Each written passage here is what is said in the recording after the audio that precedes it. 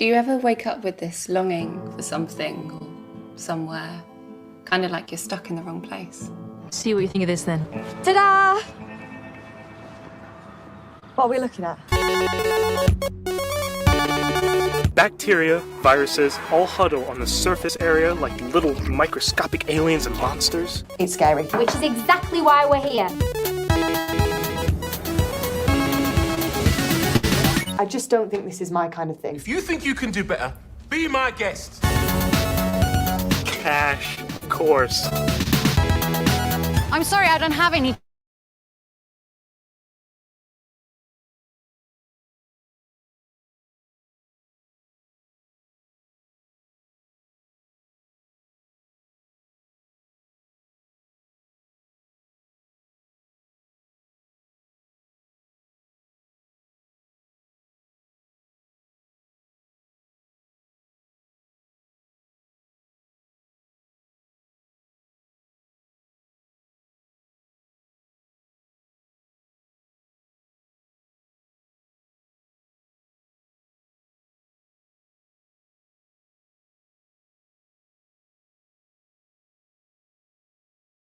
Festival. I think we're having a little bit of technical difficulties at the moment, so please bear with us.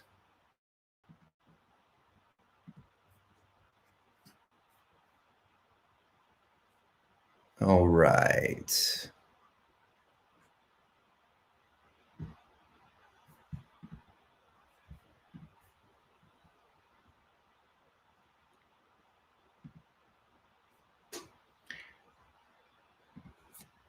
Welcome to day 5 of the People's Film Festival. I'm Festival Director Dustin Curtis Murphy. We have 50 short films streaming at kinoshortfilm.com/the People's Film Festival. And you can access all of them from now until March 12th for Pay What You Can Afford. You can also vote for your favorite filmmaker to win our £1,000 film fund. Over the past several days, we've hosted some great live stream conversations, and we're about to have another one.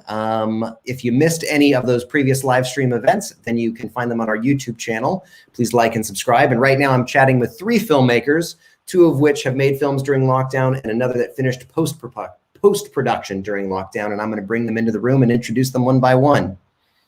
First off, we have Elliot Taylor from Homestay. Hi, Elliot. Hey, you all right? How's it going? Good, good. I didn't see it on your end. Did I glitch for a little bit? Yeah, a little bit, but you're fine now. Okay, good. Great, yeah. And next we're gonna introduce to the room Sam O'Mahony from I Don't Find Any of This Very Peaceful. Hi. Hi, Sam. How you doing? I'm good. How are you? Thanks for having me. Absolutely. I understand you've just had a baby. Do I look like I've just had a baby? Yeah. So we'll try not to keep you too long so you can go get some rest. And finally, we have Joe Stars from Nuclear Sea. Hi, Joe. Hello. Hey. Thank you very much for having me. Absolutely. Well, welcome, guys. Welcome to the festival. You've all done great work. Really enjoying all the films. I hope you guys have had time to peek around the site as well. Before we start chatting about your films, let's start just by giving the audience a bit of context about yourselves, a little, elevator pitch of who you are. Elliot, let's start with you. I know you are a frequent collaborator with Lucy Hilton-Jones, who also wrote and produced and starred in Homestay. I had a peek around your Vimeo channel and got lost a little bit watching Green Fingers and Fun Employed and Pamper Me. It was a bit of fun. Yeah. I'm a Manchester-based filmmaker. I studied in Manchester Met and did the filmmaking course there. And then I've just been kind of making short films ever since. I regularly collaborate with Lucy, and we kind of make short films and stuff. And always trying to enter competitions and stuff like that. So yeah, it's good. Oh, I'm an editor by my day job as well. So that's kind of what I do day to day. Nice. Well, Homestay is very well edited, so that makes sense. I really like the editing in your film. It jumps out. It's great. Oh, thank you. Appreciate that. Yeah, absolutely. all the little visual storytelling cues. as it all unfolds. Sam, why don't you tell me a little bit about your background as well? I did not know this, but I read on Instagram that you actually attended last year's festival in person. It was one of the last things you ever did. The last thing I ever did. Yeah, no, it was pretty much bang on my birthdays. So I was like, oh, great, I'm going to go to that. It's like a mile from my house, so it was great. But I trained as an actor years ago, and I was acting up until about 4 years ago. But I was always kind of making stuff. But just in the last 4 or 5 years, it's kind of overtaken, and that's what I do now. But it's weird. In the last 3-4 months, I've actually left London. I'm living just outside Belfast now, setting up a production company and kind of pursuing stuff over here. It's weird what this time has yielded. Creative projects and massive life decisions. Yep. A lot of which you discuss in your film, including one of the most stereotypical lockdown activities, which is getting a dog. The only cliche is that there's no sourdough baking, but other than that, yeah. And Joe, why don't you tell me a little bit about your background as well? Let's see. This is your directorial debut, and you have mostly experience as an AD. Is that right? Yeah, that's right. Yeah, so I've worked as a first AD for the past kind of like 9 years now, roughly. And basically just, had an idea with this and thought it was nice to shoot. So I did it, had a go and had a good time with it. But yeah, that's my day job, is that I mainly work as a first AD. I've worked on a fair few features and commercials and promos and all that sort of stuff. So yeah, and I gave it a go with this and had a really good time. Actually, it was good. It was an enjoyable experience and a very sort of interesting insight to see what it was like, to be in that particular seat. It was very different. It's different to what I expected. But good, enjoyable. It's lonelier, isn't it? It is. Yeah, that's a very good way to put it. Yeah, it is. I think it's really interesting because I think that, not to suddenly start talking for ages, but I think obviously first ADing is very much a logistical role. So you're sort of going by instinct and you're going on what you need to do sort of on a productive and pragmatic level. But when you're thinking kind of creatively, it's just a kind of different sort of way to think, and it's very difficult to do. I'd argue maybe more difficult to do under stress than what I've done for the past 9 years. To suddenly think of something beautiful, like a lovely, beautiful shot when you're thinking about time, is kind of close to one of the most difficult things that you can do. So yeah, it was genuinely really interesting. It gave me a lot more sort of let's say empathy for directors that I have and will continue to work with. Interesting. Well, it's a great film. Congrats on your debut, and it's lovely. So now let's transition into talking about your films. So obviously, depends on how deep you want to get into the plot and the story. But why don't we start just by giving everybody what your film is in a nutshell, as if they haven't seen your film. If you feel like adding spoilers in, we could probably have some more interesting conversation dissecting some of the plot of your film. But if you're uncomfortable with spoilers, that's totally fine. Elliot, tell the audience about Homestay. So Homestays are basically about a character called April. She's there's like masses of overcrowding she's in a lockdown, and there's masses of overcrowding in the building that she's living in. So she's given a holiday home that she can stay in for lockdown. And then while she's living in, she obviously first loves it, and then while she's there, she makes a discovery that that kind of makes her question what she's been given, and is there more, than what meets the eye, kind of thing. Nice. And yeah, it's a twisted horror thriller psychological film. Yeah. And there's a lot of similarities. I don't know if Elliot and Sam, if you've seen each other's films. Yeah. But there's definitely some similarities, and you went different directions and different tones and everything too. So it's kind of cool to see how one spark can lead in such vastly different projects. Sam, do you want to tell us about I Don't Find Any of This Very Peaceful? Hell of a title, huh? Yeah. I love it. But surprisingly, not the longest title in the festival. Really? That's stupid. you know, the film came about obviously out of, you know, lockdown the first few months, and I was, you know, seeing so many people making films, and you know, so many of them I found, you know, there was this very reactive kind of movement that was happening, and everyone seemed to be making kind of like zombie movies, you know, and so I really wanted to kind of like there were things that really resonated in the news that was happening, and so much, you know, and one of those things was this idea of people being trapped in their homes with their abusive partners. And so, you know, this story begins with this woman, Catherine, who is locked down, but her abusive partner has gone missing.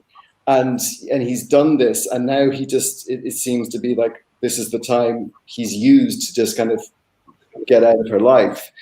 And so she's left on her own with her demons, and at a certain point, there's a scratching on the door, and this dog turns up, and through the, you know, having this little, you know, spark of life coming into her home, she changes and is forced to kind of face up to a few truths that are revealed later on. But I think it was, you know, I think it's, you know, it's so much like, you know, the kind of films that came out of like the 70s in America were all this kind of like, you know, paranoid anxiety movies. And, you know, I kind of feel like this time is going to kind of bring that kind of cinema back.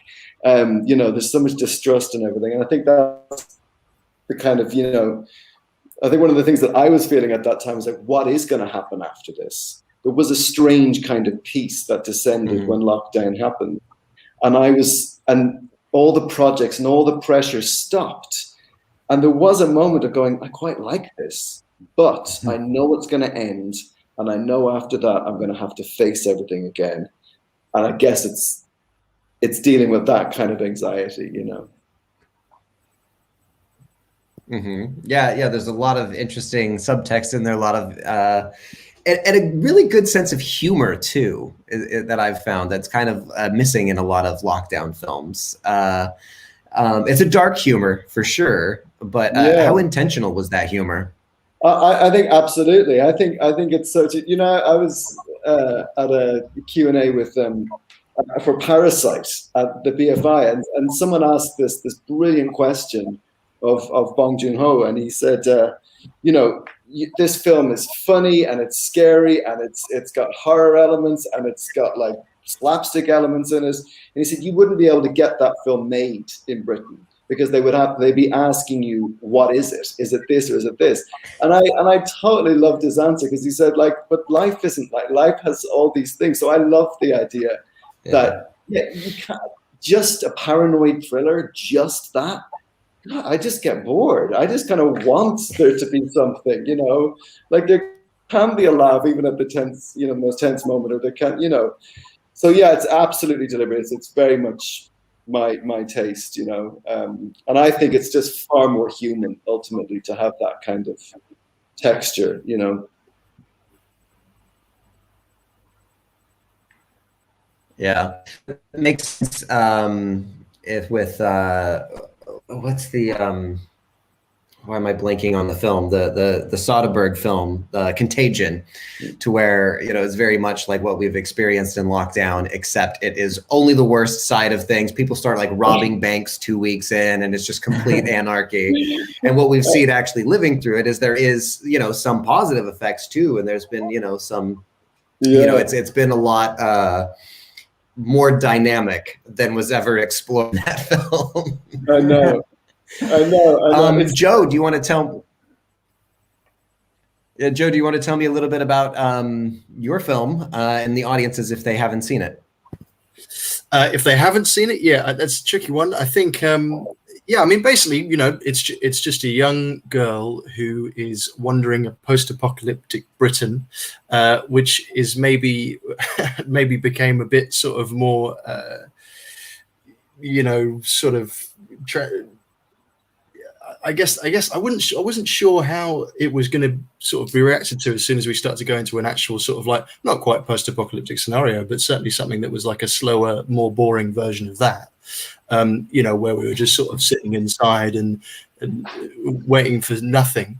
But I think that, you know, this is obviously a bit more of a bombastic kind of version of it, and she's kind of exploring and walking around, and I guess, I mean, you mentioned the good things coming from it. It's meant to kind of hopefully portray you know, post-apocalyptic Britain that's kind of in some ways a little bit beautiful and pretty and kind of, you know, overgrown and all that sort of stuff. I think a big influence was definitely the game The Last of Us, if anyone has played it, where, you know, it's like you get stuff sort of suddenly the kind of decaying world, actually nature takes over and things start to get a bit more beautiful, a bit more interesting and a bit more fun to explore. Yeah, it's just following a very young girl sort of working her way across this wasteland and making her way home, and that's it for those who haven't seen it. Although I think with this one, it's definitely worth talking about it, about the ending with it as well, because I think that's why it always became quite difficult to write like a log line for something like this, because you're just really resisting to just say the twist at the end, you know, because that feels like a bit of not that, you know, not to detract from the film, but, you know, in a way it's very much a setup and a punchline film. There's sort of like there's this opener and then there's a punchline, and that's the deal, you know. There's not too much kind of context, which is a great structure. Oh, sorry, you're breaking up there a bit. I don't know if yeah. So that yeah, I don't know what it is. I don't know what it is on my end. I feel like my internet is the most unstable it's been for any of these things for some strange reason. So if I go off screen, just keep talking. I'm sure it'll be brilliant. But I was saying that's just a great structure for a short film. You know, not too complicated, just a nice setup, a nice punchline, and it keeps everything nice and contained, which is great. And your locations are fantastic. Where did you find those locations? Yeah, that's all Shirley, who's the producer. She's lived in Swindon her entire life, and she worked previously as a production manager / producer, and also location manager on a few things in commercials. So she's just knows all the best places in Swindon, and she was instantly like, okay, you got to go here, you got to go here, and it was just brilliant. I feel like it really made the film. I was previously going to make it in London sort of for a bit with a line producer I knew, and we found some places that were okay, but it's just really tricky with sound, and like, you know, she just found these amazing places. Yeah, she's a genius. So that was it, really, just great places in Swindon. And most of Swindon is a bit post-apocalyptic anyway. So. Nice. Yeah, that the first building of the film was really good. You know, where she's kind of walking around in the first scene, that was amazing. Yeah. Thank you very much. Yeah, no, I thought that was great. And speaking of The Last of Us, it was really weird. I literally never even shared any sort of images on that or mood boards or anything like that. Actually, sort of stayed away from it a bit. But the production designer created that window, and it just looks like the starting screen. It's the yeah. It was weird. It like popped into my head like straight away. I was like, oh, it's like Last of Us. But yeah, it's a great reference. It's interesting that it's sort of somehow it got into all of our brains just sort of through telekinesis. Yeah. But thank you very much. I thought they were great. Nice. Well, I won't bother, asking Elliot or Sam about their locations, because I'm pretty sure I already know the answer. Just shot it at your own home during lockdown. Let's talk briefly about the inspiration behind the film, and, you know, some of the things that sparked the direction that you decided to go in. Elliot? I don't know, it's kind of hard to, I think we definitely wanted to make something, and we were just, me and Lucy, who I co-created the film with, like, we were like, just trying to come up with ideas. And I think we were trying to make something funny originally, and it just wasn't quite working. And then we were just like, because that's kind of the films that we usually make. We usually make like comedies and stuff. But then it just, I don't know, it was because it was in like April, March, you know, when it was all starting, and nothing really felt that funny at that time, you know, I mean, and obviously you can find humor in it and make funny films out of it, but it just wasn't working for us. So then we just tried to reflect that feeling of kind of like that kind of, you know, like the paranoia of being close to somebody that you just don't know whether they have it, and that kind of thing. And the whole thing of like having your own space and having enough space to be safe, if that makes sense. So we kind of wrote it relatively quickly, and and then yeah, literally just like borrowed a camera from a friend, and yeah, just like I think we wrote it on the Thursday and then just shot it over the weekend, obviously like around the house, and then yeah, it was just I mean someone's dog's attacking, I think. What was I gonna say? Yeah, so then we just shot it, and it was a good thing to make when obviously you can't do anything, you're locked in, and it was just a good distraction from everything that was happening, you know, just as a process, that kind of thing. But it was, yeah, it definitely took up a few weeks, and it was good for that. So you guys typically have worked on comedy. I think I've only seen exclusively comedy from you and Lucy. What was the inspiration to mix it up and go for a horror? I think I don't know, because we are horror. Do you know what I mean? Like we do watch like a lot of thrillers and, do you know what I mean, dramas and stuff like that. We don't. Do you know what I mean? We are fans of that genre, if that makes sense. But I don't know. We're just spitballing ideas, and we sometimes do this thing where we just set a timer for 5 minutes, and we both just write as anything, like as quick as we can, just trying to get some ideas going. And I think what we both, I can't actually remember who wrote the initial concept or whatever, but we just kind of like, the idea just wasn't that funny, and we were just like, oh well, what if somebody was just given this house, but then they found something there that they weren't supposed to find, that kind of thing. And then we just kind of just throughout the day just kind of like developed it from there, and then we kind of had like a bit of a loose script, and then the process of shooting it, we kind of didn't really plan what we were going to do in each, because obviously we knew we had like, well, we've got rooms, we've got a garden, like what would someone do if they were just experiencing all this space for the first time, you know, like she's got like, obviously if you've seen the film you see what she does, but so all those scenes were kind of like quite improvised, and then yeah, we just kind of like in the edit with the voiceover and the music, we just kind of like crafted it and moved it all around until it felt right. So yeah, that was kind of the process of it, but yeah, it was good. Nice.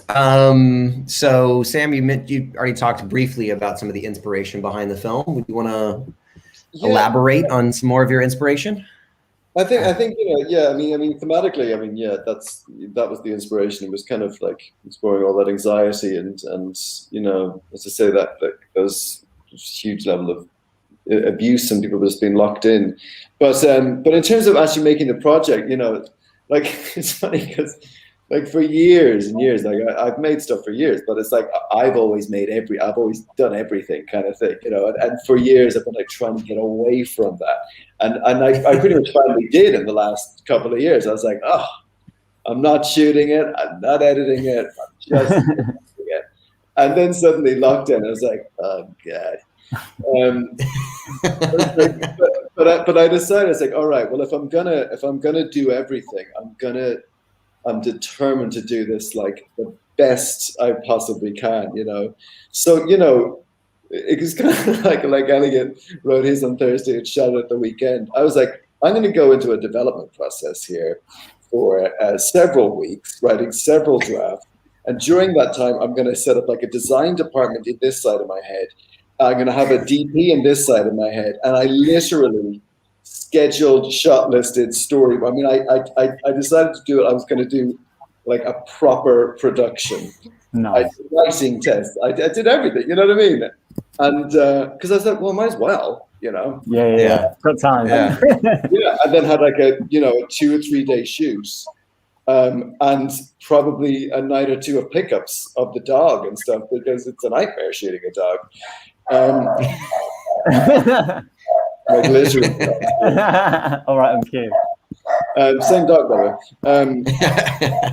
But so I mean, I just really wanted to see what could be pulled off with one person, and I'm lucky. I'm in relationship with an amazing actress, so it seemed like of course I have to do something, and I'm really, I'm glad we did it, and I look back at it today for the first time since we did it. I was like, it's all right, actually. It does. And I kind of, the thing that I'm glad about is that it's the design and everything there is a design, there is a consistency through it all, and I think that's what I just wanted to see can you do that as one person? I hope it's the last time I ever have to do it, because it's a killer and it's backbreaking work, and but it's at the same time, I shot something recently with a crew, and I was like, I don't know, I could do this a layout good night, but I was like, no, don't. That is not how you progress. So, yeah. Nice. Joe, do you want to tell me about some of the inspiration behind Nuclear Sea?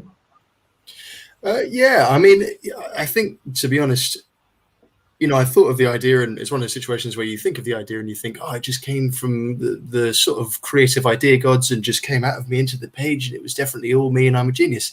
But really, it was almost certainly just, it was like a mix between The Last of Us and just Calvin and Hobbes, to be honest. I feel like that's like Spaceman Spiff, that's the whole gag, is that it's, he's playing in the sandpit and then mum comes along and, he thinks she's an alien, but really she's just bringing him lemonade or whatever it may be. So that's where I think most of it came from. And then, to be honest, after that, I kind of had that, and that's great. That's good setup, good punchline. And then I spoke to Nicholas, the DP, who's brilliant. I've known him for many years, and sort of first met him when I started out first ADing at London LSF and LFS even. And just really got along very well with him, and thought he was a brilliant DP, and he really went into it with me, and we started kind of spitballing on ideas sort of creatively, and basically just fleshed out this idea a lot more. I mean, I mentioned this idea of it being set up in a punchline, but also there's this idea that I was like, okay, well, let's create a mini arc before that happens, otherwise people will get a bit bored. So you've got this girl, she sees this zombie, and she runs away immediately, but now she's got a knife, she's cleaning it, and next time she sees it, she thinks maybe she can attack, and then decides it's best and to leave and not attack the zombie with a knife. But she's learned something in the process, or whatever it may be, a little bit of an arc, and that kind of thing. And also just, we spoke a lot about it, it became an exercise in creativity as well, and just sort of how we can, what are some ideas of ways that we can shoot this that sort of echo other films. I remember I went to see a Gregory Crewdson photography exhibition called Cathedral of the Pines, and it's very sort of vertical, and these big, beautiful, tall sort of trees, and then tiny little people right at the bottom. And I was like, okay, that's it. That's got to be the whites. And then in terms of close-ups, I don't know if you've seen Gasman by Lynn Ramsey. It's a short by Lynn Ramsey. It's a brilliant short, and she does a lot of short framing of the girls in that, and throughout the film you realize it's because they're doing a lot of thinking. They've got this thing going on with their father and potentially being someone else or whatever it may be. I think that she meets someone and she's not sure who she is, and learns that she's her half sister. And so she's thinking a lot throughout the film. She's sort of thinking about what's going on. Oh God, this girl looks like me. This is weird. And I realized that, or I felt like that short framing was kind of like all the thoughts coming out the back of her head. Do you know what I mean? It was sort of like, okay, well, that's all that space. That's where all that is. So for this girl, I was like, okay, well, look, all of this stuff is coming out the back of her head. It's all her imagination, So let's short frame her as much as. And it became this kind of code that I'd say to Nicholas when we got nice and close on Sienna, who was brilliant. I'd say, okay, let's Gasman that, and he'd sort of short frame her loads, and she'd have loads of sort of space in the back of her head. And I found that really enjoyable. It was great, really going into that sort of process and thinking about ideas and having a bit of a kind of visual language that you use on set. And again, all stuff that I just never been a part of before. It's all been about sort of shouting and sweating and looking at the clock and all that sort of stuff, not the lovely arty things, which was fun. Yeah. So you're the odd man out here, having not actually shot during lockdown, but you finished up post-production in lockdown, correct? Yes, that's right. Of course. Yeah. So, Sam was talking about doing everything himself. I was incredibly lucky to have a full team of people, production designer, makeup artist, a brilliant costume designer as well. And they all did an amazing job. I mean, yeah, they were just brilliant. It's all about sort of obviously communicating a lot and, sending through mood boards and back and forths and that sort of thing. And obviously I've had many sort of years of experience of working with crew, and I think that definitely fed into my directing quite nicely in terms of, being able to appropriately organize with each department. It's just, I was doing it on a sort of, logistical level. You're doing it on a more creative one. And that felt like the appropriate jump. I mean, people obviously don't do this very much anymore, going from first ADing to directing. Not saying that I am. It was certainly very enjoyable. But I think it's certainly, there was certainly stuff that I could take from my experience and having worked with crews, because you know what people are capable of, and you know what they are supposed to do and what their role on set is, and therefore you sort of slot into that quite nicely in terms of directing. But also I've worked with these people a lot, and I knew what they're like on set, so it meant I could kind of pick a crew of people that I knew I'd really trust and love, and I was lucky enough to just get all my first choices in terms of HODs. It was brilliant. They're all great. I think I'm sure these guys will attest to that, but I also think a lot of directing is just being a conduit for good ideas. It's sort of like best idea wins. So when you've got these people that are great and they come to you with an idea that's really good, and you just are like, that's brilliant, let's 100% do that. Like Nicholas, for example, he was amazing on many occasions, but he suggested Sienna coming through the center of the grass and just appearing out of the middle, which I thought worked really, really well. Great shot. Yeah, great shot, especially to open the film up too. Yeah, just to have a sort of appear like that was brilliant, and that was all him, the bastard. But yeah, so it doesn't matter. You get the credit. You're the director. That's it, exactly. So you take all those ideas and then you pretend they're your own. So it's perfect. It's a really good. I love your sound design as well. I really I thought it was great. Thank you very much. Yeah, again, Jamie, that's Jamie Gamache. He was brilliant. I actually work with him usually as a producer. He's a fantastic producer, but also he works in Soundpost. And it was just, he did a really, really good job, definitely. And I definitely went in knowing that I wanted to kind of, just go all diegetic sound. I didn't want any kind of soundtrack going on. There was moments where I thought, maybe I could put a little piano in there, and I didn't. Decided not to, and sort of kept it. And I think Stalker was probably a big influence on that. You got a lot of there's so many kind of crunchy. That's Tarkovsky's film, the post-apocalyptic one. It's sort of lovely, crunchy, sort of diegetic noises and sounds of people sort of walking through spaces and just hearing the wind and all that sort of stuff. It felt like it was appropriate to kind of use that, because that was such a tactile film, and also like the French Connection as well. I remember this right at the end of the French Connection when he's chasing the bad French guy through the warehouse, and he's sort of crunching through it. It's all sort of completely dark, and you just hear the sound of his feet hitting like pebbles and glass and stuff. And I remember just something about that sound was really sort of rememberable. So I was like, okay, I got to try somehow to use just almost entirely diegetic sound just to kind of create the sound of this film. And thank you. Hopefully it worked. Well, that's a good segue for score. I was going to definitely mention that Nuclear Sea had no score, which was a very bold choice. And then in the other two films, we had very, very heavy score that really is a big focal point. Elliot, do you want to tell me about your process scoring the film? Yeah, so our composer Tommy Peanuts did that for us. He did a really good job. It was quite a tough one, because it was like. We weren't quite sure exactly what we wanted at first, so it was a lot of trial and error. But everything he was sending was amazing, but we were just like, I'm not sure if this is quite right. And then it just kind of felt like it had to be something that kind of threaded all the way through and really amped up how good things were at the start, and then obviously when things go south, really kind of build up that tension and stuff like that. And he had this really good idea of kind of making a theme for the beginning.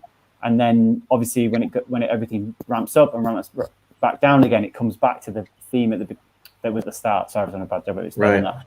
But anyway, so we just kind of we're just going through different versions. And then there was literally, I think I was in this room and we were just listening back to the last version he sent, and we were just like, oh, this is amazing. When it's you've sat with a film for so long, and it's kind of you're just kind of a bit right, I just want to kind of get this done now. And it just kind of gave it this new, you know what I mean? You're like, oh, I like it again. This is amazing. You know what I mean? This is good.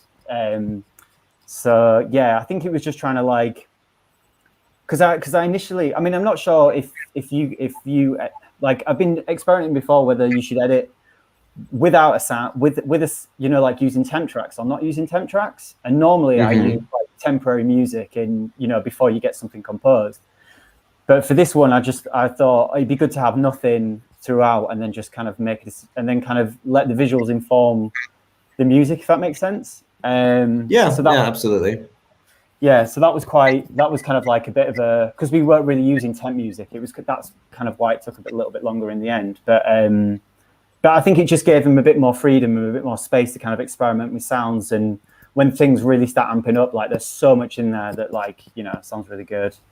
But yeah, that was kind of the story with the soundtrack. But yeah, I was really happy with what Tom did. Yeah, nice. Yeah, it's very effective. Sam, you want to tell me about your score? It's very, classical, gives it a very fun, kind of helps add to the comedy side of things as well. Yeah.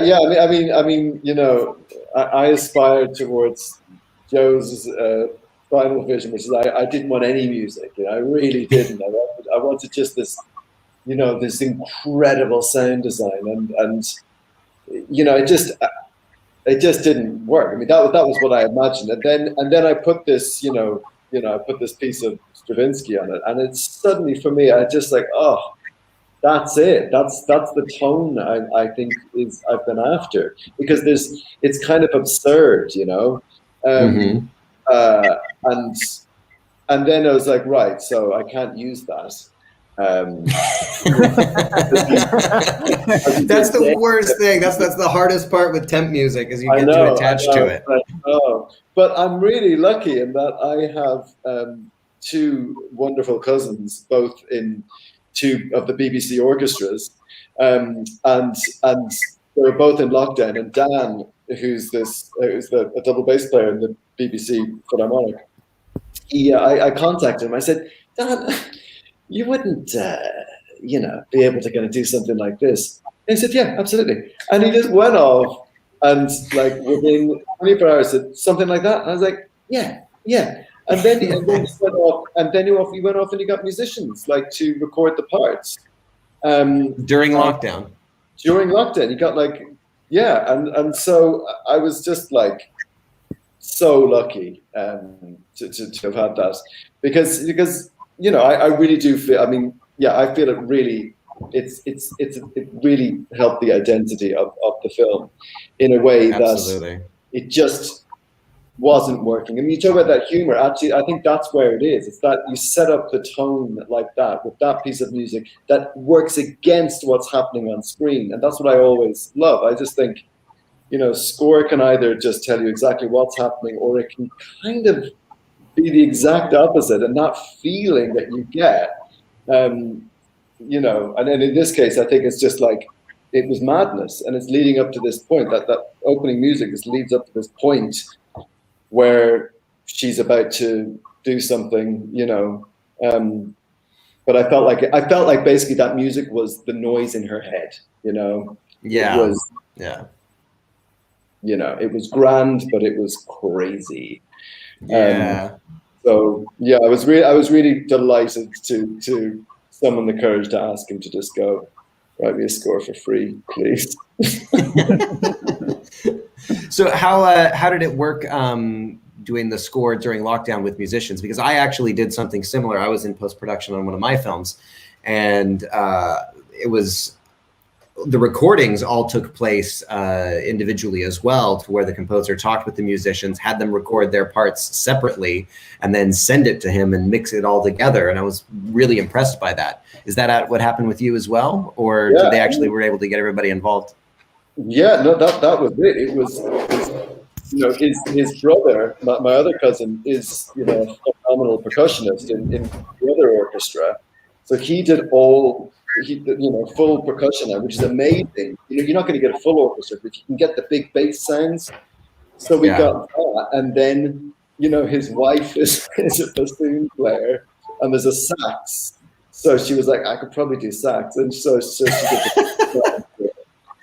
He did all the bass lines, and stuck it together. I mean, you don't get the resonance, you don't get what you really want from a big orchestral score, but boy, did we give a good old stab at it, Oh yeah, absolutely. It has a very, I don't know, it gives it almost like a French feel, I want to say. It's kind of Kubrick. I thought there's this archness or something in it.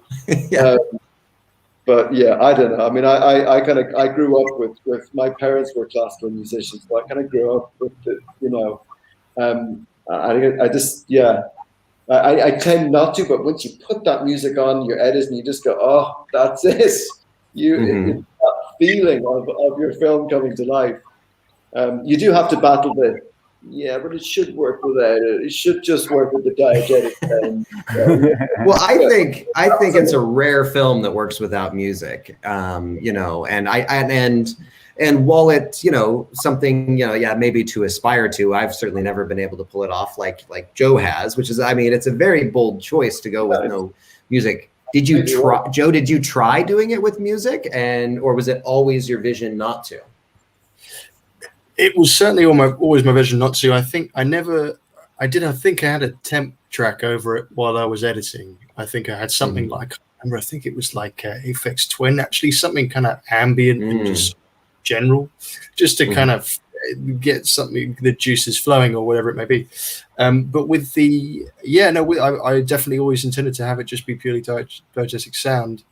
And sort of, I mean, yeah, just a couple of times just thought for a moment, I could maybe get like a little thing going on, but then I just decided, yeah, I didn't want to do that. I didn't want to do it at all. And exactly as Sam said, it's that sort of constant feeling of like, well, you should make it work without, you know, why can't you do it without? Come on, Joe, figure it out, you know.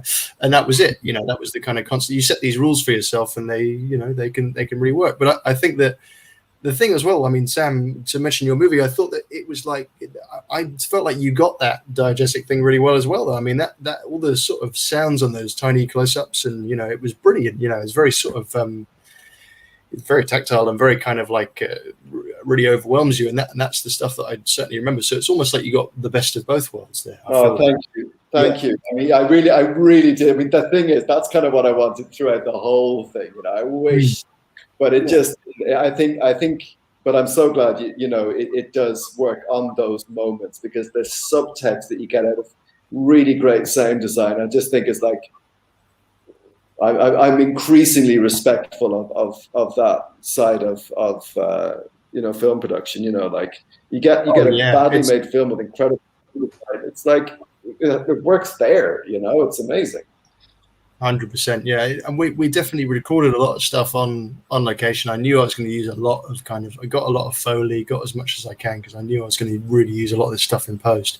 And it's completely, as you say, it's that kind of thing where it just gels it all together. It just makes that whole thing just really sort of smooth and work. I mean, it really is sort of 60-40 sometimes, exactly as you said. If you've got brilliant sound, and sort of image, then it works. It still works very well.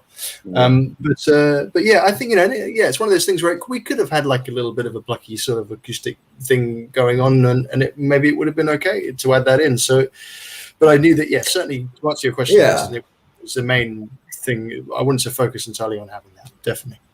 Well, it's interesting that you didn't need it, because typically, you know, what music does is it just adds so much to the pacing of it.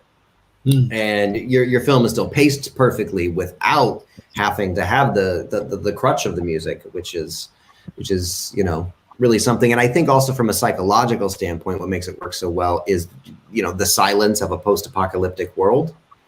So it kind of places us in there, because there are no other, you know, sounds to hear. There is no music to hear. So hearing that would kind of be a bit unnatural. Yeah, absolutely. And I think that, you know, that's the first thing that I was doing in terms of notes with Jamie, was I was just like, take all of it out.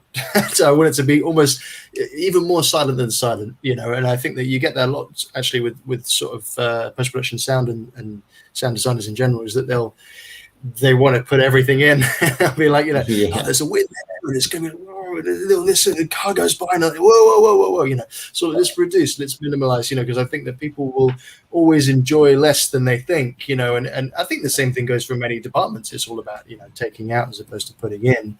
And I definitely knew, exactly as you mentioned, I wanted this kind of complete silence, and also exactly, it sort of adds to that sort of idea of it being, you know, almost an Eden, you know, a little bit, you know, because I wanted to move away from too much of a kind of gritty post-apocalyptic film, because we're all a bit bored of them.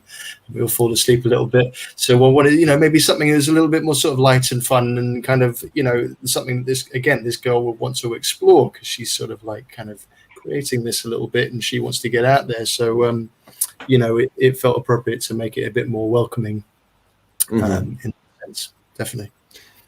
Right. So one of the things I wanted to chat with you about is, all of you made a pretty bold choice, which was either working with animals, children, or both animals and children. So, I think some directors or some filmmakers say never even attempt that, and you all attempted that. Elliot, do you want to start off? I mean, you had some cameos by the cat, wasn't too much, but there was a lot more of her that just wouldn't, like the amount of footage I've watched of that cat now is absolutely outrageous. Yeah, trying to get her to do anything a bit cute, a bit thing was just like, nah, see you later guys, I'm off. And we just like, fine, go shoot something else for a bit and then come back again and she's still not asked. But no, Peggy made her debut and yeah, she loved it. In the end. Nice. Sam, there's actually, a lot more interaction with the dog. The dog is a big central character to the film. It must be a very well-trained dog. I mean, the thing is, I mean, that whole film, the whole script came about of what's available, right? So there's a flat, right? I'll use the flat. I have an amazing actress, right? She's got the lead. And there was the dog. And I was like, well, I need another character in this, so it's got to be our dog. But it was written around what I knew she could do. Like I knew she could stop, and I knew if you held a treat at the right point, she'd look that way or look that way. But yeah, I mean, people have been really impressed by that. Dog. Yeah. I thought she looked very well trained when she was doing it. I was like, damn, she's doing it. Like, there's more there. Like, I mean, there's a moment. I'll tell you one thing. There's a moment in the middle of the film. Well, this bit where the dog comes in, which was very tricky to kind of get it to run past camera and all that, but we got there. But there's a point where where Lisa kicks the dog out of the flat, right? And so I had the camera low, and I was like, just kind of whoosh her out the door and then close the door. And it just wasn't quite right. And I said, okay, just do it one more time and just whoosh her out and then close the door, but then leave the door closed. I just need the shot of the door closed for a while. And she's like, oh, okay, we'll do it one more time. And we did it, and she went out and closed it. I was like, great. When we opened the door, the dog was halfway down the stairs. I mean, the dog honestly thought, this is it. I mean, she's a rescue dog, and obviously thought, I knew this time was going. We had to kind of go, no, come back. Oh. We never put her through it again, but she did really, really well, and we're very proud of her. Yeah, great performance. Joe, you worked, with the lead that was a child, and you have a cameo by our rabbit. So you can speak to both children and animals. How was that? Yeah, well, children. In terms of children, the children part, Sienna was brilliant. She was just an absolute genius. I was incredibly lucky with her. And I go up to her and I give her just like incredibly, detailed notes that I would give to like a 30-year-old person. I'd be like, yeah, okay, so I need a little bit more malaise in your face, and she'd go, yeah, yeah, and then she'd just do it. She'd do 100% that, and I think she's sort of a bit inevitable as a person. I mean, she's already gotten the lead in like a BFI feature. I think she's doing incredibly well. Wow. She will continue to do so, I'm sure, because she was just brilliant, and on all aspects, and so she went for it with the dead rabbit, which was a genuine dead rabbit that the producer got from a butcher, and we cooked. And she took a big bite out of it, and she was like, "Oh, no, it's quite good. It tastes like chicken." You went for it, She was dedicated. Yeah, exactly. And I remember there's that bit as well. That bit when she's shining the knife, and I think I told her just before that, I was like, "Okay, you got to spit on it this time. Just give it a good spit." And she did that, and then she got all that like spit all over her chin. And I was like, don't react. Just look to your right. And she just did that. I could tell she just almost started laughing, but she didn't. And it was great. It was my favorite thing. Obviously, that's what it's in the. And I just said, just wipe it off. That's it. She just went for it. She wiped it off. She's brilliant. I'm pretty sure if there was a genuine sort of catastrophe and this whole thing goes full post-apocalypse here, that she's going to really genuinely survive just the way she did in that film. She's going to be like killing and eating rabbits, and nice. Then Florence is just is our rabbit that we have. She's downstairs. You bought a different rabbit to eat. Yeah, we didn't. We didn't. I'm not that dedicated. It was close. I was close, but no, I didn't. Sherry said, no, we should get a real dead one. And yeah, she was great. Florence was brilliant. She is very old and blind, actually, which is why she has those completely white eyes. And it's funny because I actually remember thinking for a while, I was like, I'm not sure if I want to use Florence because she's got those white eyes, so people could think that she's like infected or something, or she's got the zombie virus. And it just goes on the big long list of things that directors spend nights worrying about that literally no one cares about or notices ever. It's like there's always this thing. And I have of course spoken to and reacted with directors on many of those particular things, and it's funny how sometimes certain things you just think, I feel like the people who knows, they definitely knows, and then they just don't. No one cares, no one even mentions it, and it's something else that you never even thought of that people start noting and saying things about. But yeah, so both very good experiences with both the Rabbit and Sienna. Nice. So I wanted to talk a little bit about distribution as well. And I think I might actually start with Sam on this one, because I know you reached out to us after submitting it. You were our monthly finalist, and you're I think one of our first official selections in the festival.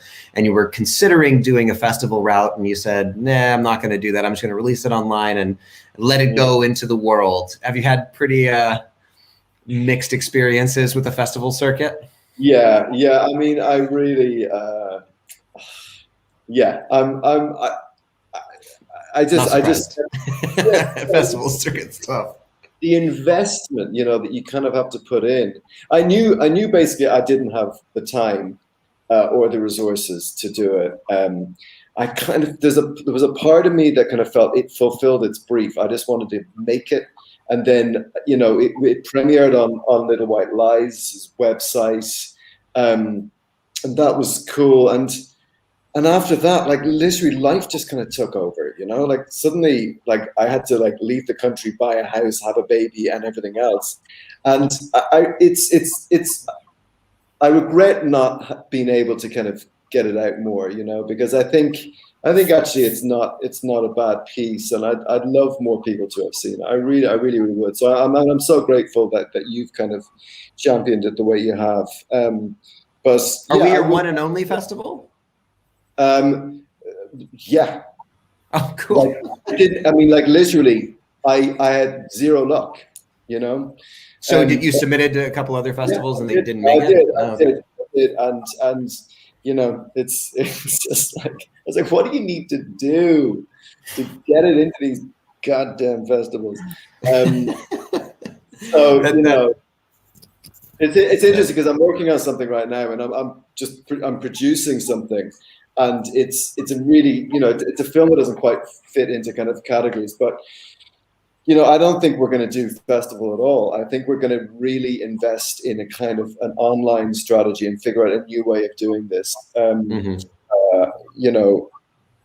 love to, hey, I'll give it to you, Dustin. You can have it.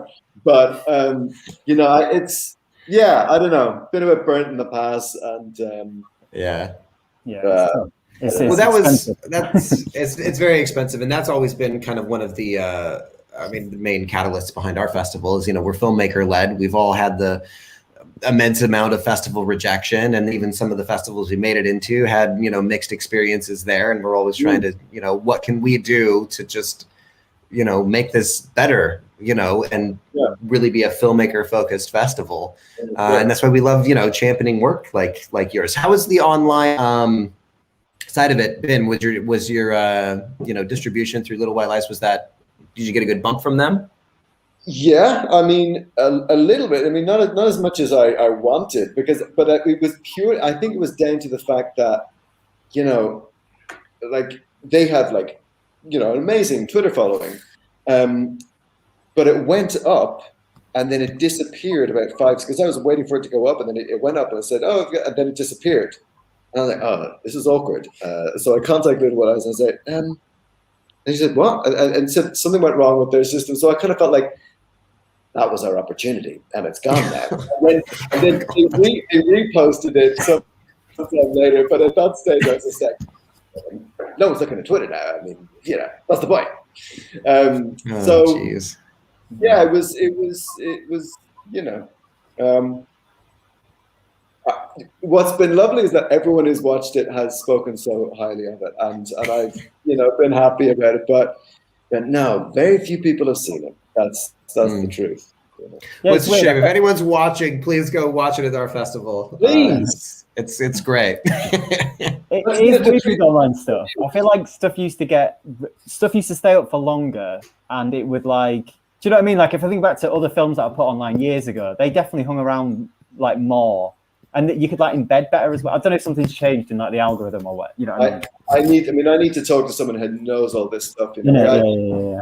I just did something before Christmas, which is going to go on iPlayer, and I'm just like really curious as to like if that's going to get seen, or like how it works, or how the algorithms work. I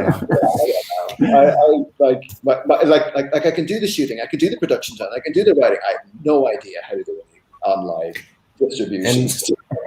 And that's quite a bit of the challenge of being, a filmmaker these days. Is kind of gone are the days of like being specialized, and all of a sudden now you need even more stuff. You used to be like, oh, this person only writes, and this person only directs, and this person only edits, and now now you have to do everything, and then even that isn't enough. Now you have to be an expert distributor, and then if you want to get other people on board and really interested in your work to support you, then you need to just kind of do it all yourself and be successful first, and then other people in the PR world will come piggyback on you. It's quite a daunting challenge for all of us at the moment. I'm learning, but it's tough.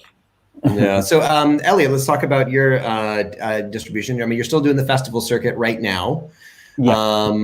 I saw some of your laurels. I've never heard of this festival, but it sounds online isolation short video festival. I should have gone for that one. I mean, I would. Yeah. We were just looking. Well, Lucy kind of like sorts of, do you know what I mean? She heads up that stuff, and I was just kind of like, yeah, like, do you know what I mean? Like, and she found that. I was like, well, that's us. Like, we're online, we're isolated. Let's get it in. But yeah, there was so we did kind of like an initial. Yeah, so we're just kind of doing the festival run, and then just obviously it'll go back online at some point as well. And but yeah, no, it's been okay, but it's just tough. Like we've done kind of like all the cheaper ones and the free ones and stuff like that, and ones that are kind of like aren't gonna put you thousands of pounds in debt or whatever. We kind of just thought like let's just try and get people to, because we like obviously we put a lot of work into it and stuff like that, but we still kind of saw it of like this thing is a reaction to a moment in time. And I mean, I know we're a year on now, but like, we kind of saw it as like, oh, this is not quite. We're still experiencing a lot of this stuff. Yeah. And well, at the time, it felt like, we're going to be out of this by next year. But obviously, so it kind of went of like, oh, this is going to be, like hard and fast. Like, let's get it out, get people seeing it and stuff like that. But the responses to it have been like good, and like, people have seen it who I'm. Like wouldn't have expected to and stuff like that as well. So so I'm really happy with like how it's gone out and stuff. But nice. And at some point in the future we'll be able to access it online permanently. Joe, tell me about your distribution plan. And you're in the middle of festivals right now. Just say real briefly. I see your message, Sam. You have to jump off. I have to do the most boring thing in the world. Yeah. All right. Thank you for joining us.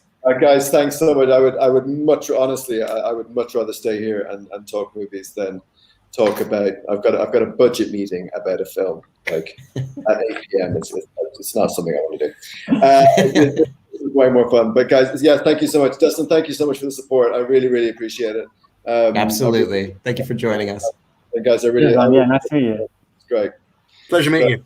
Thanks very much. You too. Best of luck. Bye. So, Joe, where are you at in your festival journey with distribution, and what are you looking at for the future? Yeah, I mean, it's not really a journey. Admittedly, I just kind of signed up onto Film Freeway, and I just applied to a few of them, and that's how it's going so far. I'm probably yet to be incredibly disappointed by the process at some point. Just obviously first time for everything.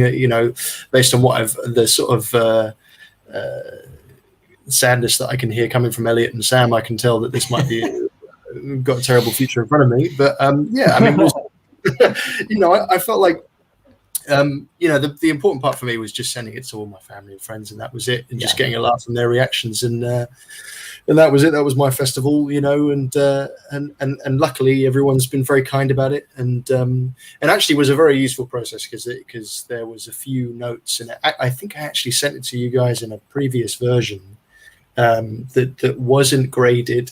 That I did my own grade in talking about post-production in terms of lockdown. I was like, oh, you know, I'm going to be a genius, and I'm going to Da Vinci is free. I'll just download Da Vinci and do my own grade. And I thought it was okay. You know, it was all right. And I sent it out to a few people, and they said it was all right. And then I sent it to you guys, and very kindly you gave a whole bunch of notes on the film. And there was a couple of things that, one of them was that the grade was a bit lackluster, and someone even mentioned like Ken Loach, and I was like, oh god, that's so totally not what I'm going for.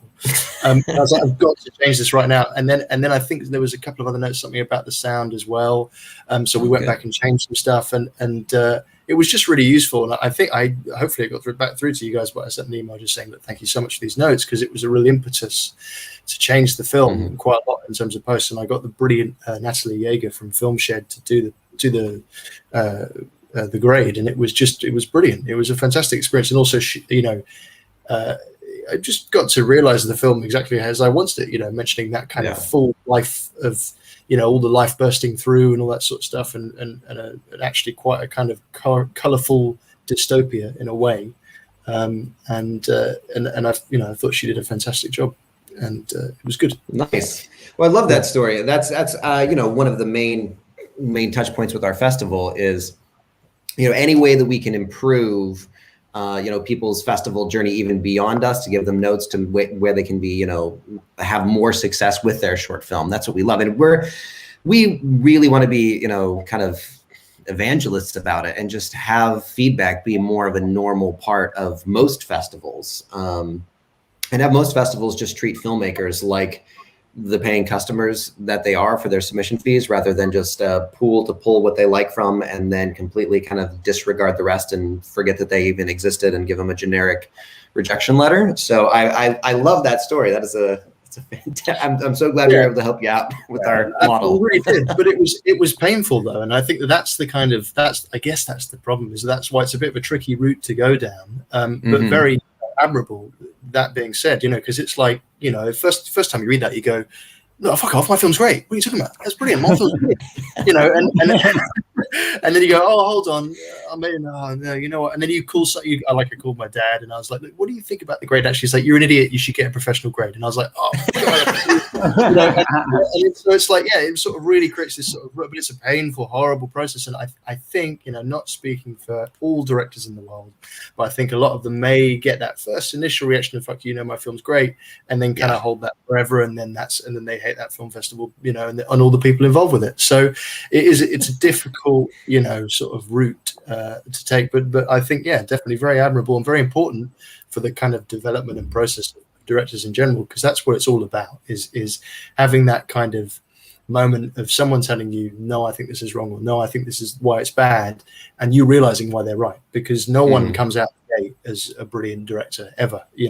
It's all about, and again, having seen that process happen with many. Sometimes I work with very experienced directors, sometimes less, and I'm often working with the DP to kind of help and push that person into the quote unquote right direction, or at least help them from a sort of technical viewpoint, and from the fact that we've worked on so many other projects and films, and know what works and know what doesn't, and seeing how people react to that. And I think that, of course, sometimes people are also wrong, and you should have an idea and stick to your gun. But, absolutely. Well, that's one of the things we do with our feedback as well is, as you know from your experience, we tell them everything they did right for the film, and what is our opinion that we think that could be improved on, because too often I think some filmmakers maybe actually get stuck in feedback mode, and they're so worried about everybody's feedback that they actually sometimes maybe edit things out or make changes that they shouldn't make, that are strengths, just because they're getting advice from the wrong people. So that being filmmaker led with our festival, it's always, we're filmmakers, we've done this before, this is our thoughts, this is what we think you did right, what we think, you could improve upon, and hopefully you can grow from that. And then I think maybe with more festival experiences of just hearing nothing from festivals, you know, people will start appreciating like, oh, at least they put in some effort. Yeah. Absolutely. So helpful. Yeah. No, So we're just over an hour now, so I want to definitely start wrapping things up. You know, we're not in person, unfortunately, and one of the great things about that is being able to network. So how I like to finish all these things up is tell us about the next project that you're working on or working on currently, and are you in need of any collaborators? And if so, how can they get in touch? So Elliot, are you working on anything? Do you need any collaborators? No, when you said that, then I was like, what am I working on? But you know, when everything's just still in too early stages. But yeah, what am I looking for? Like, I don't know, like other, you know, producers would be like amazing. Like a lot of the stuff I've done has been self-produced, or you know, with obviously with Lucy and stuff like that as well. But someone in that kind of realm would be like amazing. And you know, like all departments, you know, production design, DOP, sound designer, sound recordist, like. Yeah, anyone had any interest to work, then yeah, please get in touch. And how do they get in touch with you? Oh yeah, of course, yeah.